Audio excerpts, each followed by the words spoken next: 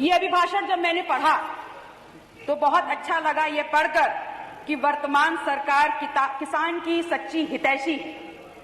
हर किसान के उत्थान की बात करते हैं और उनको किसान सम्मान निधि की बात करके अपनी पीठ थपथपाने का काम करते हैं।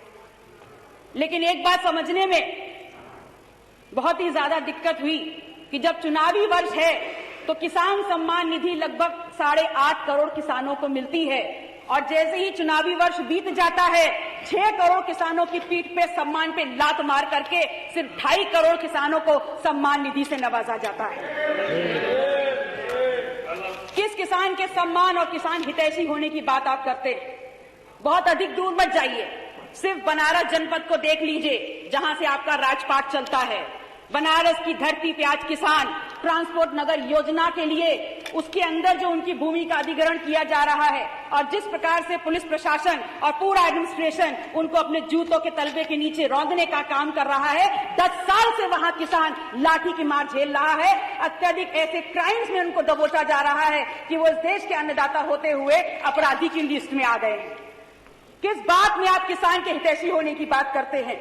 इस बनारस में वैदिक सिटी के नाम पर आप वहां पर किसानों की जमीन को हथियाने का काम कर रहे हैं और भूमि अधिग्रहण 2013 के बिल के लागू होने के बावजूद उनको आज की वर्तमान परिस्थितियों में वो मुआवजा नहीं मिल रहा है जिसके अधिकारी वो हैं।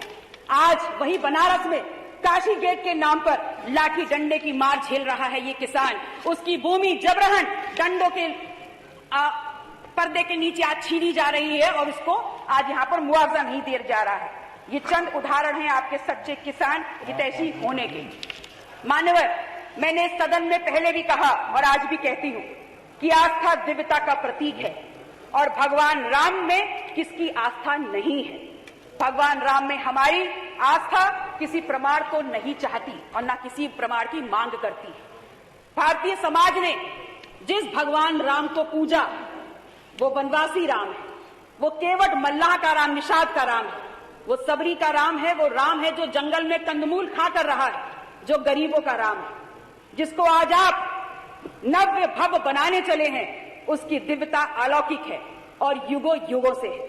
अगर आप मानते हैं कि पूरे विश्व ने इस अलौकिक अवसर का साक्षात्कार आज किया है तो इसी विश्व ने मणिपुर में हुई विभत्स घटनाक्रम का साक्षात्कार भी किया है।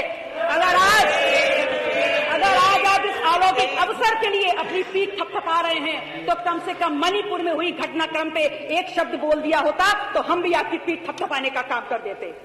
मर्यादा पुरुषोत्तम श्री राम हमारे चित्त में भी है, चरित्र में भी है, चिंतन में भी है, लेकिन आवश्यक यह है कि भगवान राम के चरण जितने पूजनीय हैं उनके आचरण भी उतने ही पूजनीय हैं।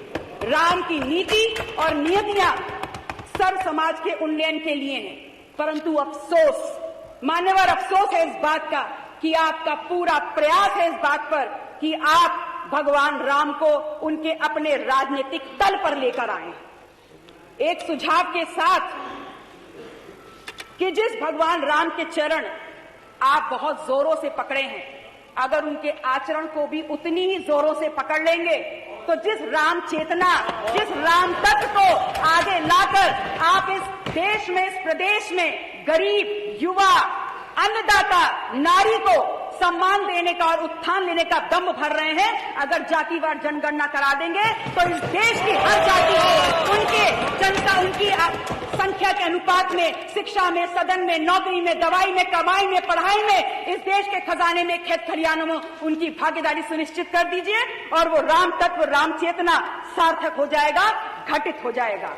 लेकिन कहने में कतई भी दोष नहीं है कि जो आपका चाल है, जो आपका चरित्र है और जो आपका चेहरा है, आपका उससे ये सत्य होता दिखता तो कदापि नहीं है। बहुत बहुत आभार मान्यवर, धन्यवाद।